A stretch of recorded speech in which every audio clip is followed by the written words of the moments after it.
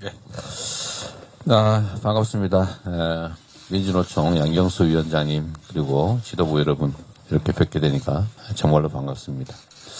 약간 안 반가운 분도 있는 것 같긴 한데 다 오해에 기인한 것이다 이렇게 생각합니다. 저번 박근혜 탄핵 사태 때도 그랬고 이번 윤석열 대통령 탄핵 사태에서도 우리 이 민주노총이 또 그 조합원 여러분들이 가장 큰 역할을 훌륭하게 잘 수행해내신 것 같습니다. 더불어민주당의 당원들과 함께 진심으로 감사하다는 말씀드립니다. 수고 많으셨고요. 여러분들의 그런 노력들이 결코 헛되지 않게 최선을 다하겠습니다. 제가 지금 오늘 한국노총으로 들렀다 온 길이어서 또 똑같은 얘기하면 재미없을 것 같아서요. 제가 이 얘기만 한번 드리도록 하겠습니다. 민주노총은 정책 내용들을 보면 우리 사회의 정의로움을 되찾기 위한 노력들을 참 많이 한다는 생각이 듭니다. 특정한 이익보다는 우리 사회 전체의 진보를 위해서 애쓰시는 것이 역력한데 그 중에 하나가 아마 비정규직 차별철폐 요청이 있는 것 같아요. 열심히 싸우시는 것 같습니다. 제가 이 장면들을 많은 분들이 함께 보실 거기 때문에 말씀을 하나 드리고 싶은 게 세상은 뭐 누구 편 뭐 보수든 진보든 이런 거 따질 것 없이 상식적이고 합리적이어야 됩니다. 근데 우리 사회의 갈등의 가장 큰 요소 중에 하나가 불합리성이죠. 그 중에 하나가 우리가 아는 상식으로는 옛날에 우리가 농경사회에서도 그 1년 내내 아예 계속 고용되어 있는 모섬의 세경하고 그 여름에 잠깐 쓰는 임시 그 모섬, 그 세경이 달랐어요.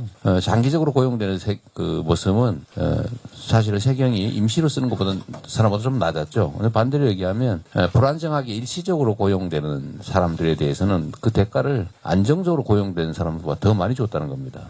그게 너무 당연하죠. 불안정에 대한 대가가 원래 당연히 지급돼야 되는데 외국들의 경우도 상식적으로 대체적으로 그렇죠.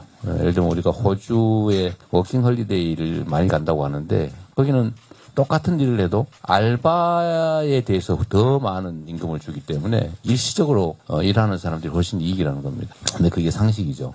그런데 우리나라는 그 반대예요.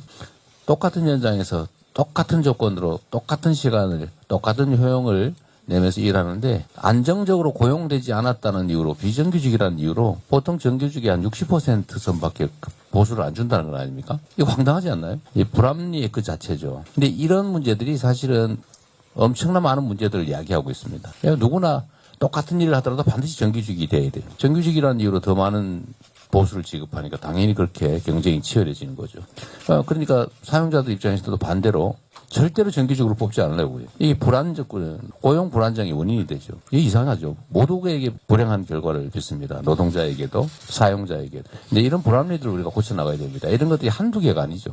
그리고 특정 소수만이 이익을 보는 이상한 시스템들이 있어요. 예를 들면 중간 착지 금지라고 하는 게 우리 헌법인가 어디 노동법인가 명확하게 명시되어 있는데 중간에 아무것도 안 하면서 그냥 소개만 해주고 엄청나게 중간에서 많이 보수를 떼어가요. 그 사람들이 훨씬 더 이익을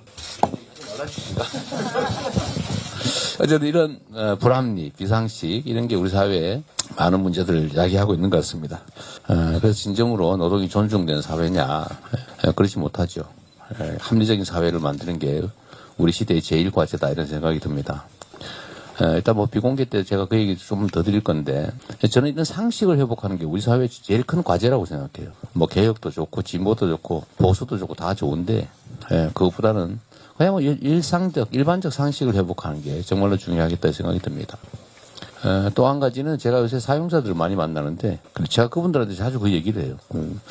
국제 경쟁을 소위 글로벌 경쟁을 하는데 노동시간 늘리고, 솔직히 임금 좀 떼먹고, 연장 근로수당, 심야 노동에 따른 심야 수당, 주말 수당 안 주고, 그런 데서 이익 봐가지고 국제 경쟁이 됩니까? 또 특히 앞으로는 시대가 노동의 그 질이 이렇게 강제로 채찍으로 때려서 억지로 일시켜서 산출을 만들어내는 시대가 가버리고 정말 창의적인 사고의 자발성이라고 하는 게 중요한 시대가 올 텐데 그럴 때 피곤해 죽겠는데 장시간 일 시킨다고 효율성이 생기겠습니까?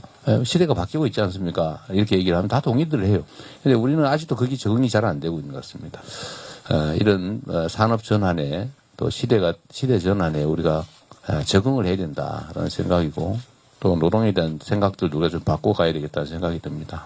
마지막으로 노동자라고 하는 데에 대한 관념이 바뀌어야 될 것 같아요. 과거에는 소위 대량 생산 시대라서 똑같은 공간에서 똑같은 시간에 똑같은 사람들이 똑같은 옷을 입고 모여서 똑같은 일을 빠르게 해내는 게 일이었죠. 그런데 요즘은 각자 집에서 또 시간도 달리해서 또 하는 일들이 다 달라요. 그런 시대로 바뀌어서 노동자들에 대한 개념도 좀 바꿔야 될 문제가 있겠다. 영국이나 이런 데 이미 하고 있다고 그러지 않나요? 하여튼 노동 그러면 한때 발갱이가 생각나던 시절이 있었죠. 저희가 해야 될 일 중에 하나가 노동이라는 단어에 대한 인식을 바꾸는 게 중요한 것 같습니다. 제가 하고 싶은 일 중에 하나 아직도 못하고 있는 것이 있는데 근로자의 날을 노동절로 바꾸는 겁니다. 제가 이거 얘기를 했는데도 참 쉽지 않아요. 가능하면 빠른 시간 내에 제가 해보고 싶은 일이기도 한데 하여튼 제가 얘기해놓고도 잘 못하는 이런 이상한 현실에 제가 서 있습니다. 노동에 대한 인식을 바꾸자. 노동 그러면 빨갱이 생각나던 그 시절이 이제는 가긴 했는데 여전히 그런 관념들이 남아있지 않나 그런 생각이 좀 들어요. 하여튼 어려운 현장에서 애쓰시는 우리 민주노총 임원진 여러분들 다시 한번 이번 내란 극복 과정에서 큰 역할을 하고 있는 것에 대해서 진심으로 감사드리고 노동이 존중되는 새로운 세상에 대한 꿈을 우리 더불어민주당이든 저든 결코 버리지 않고 있다는 거 생각해 주시기 바랍니다. 고맙습니다.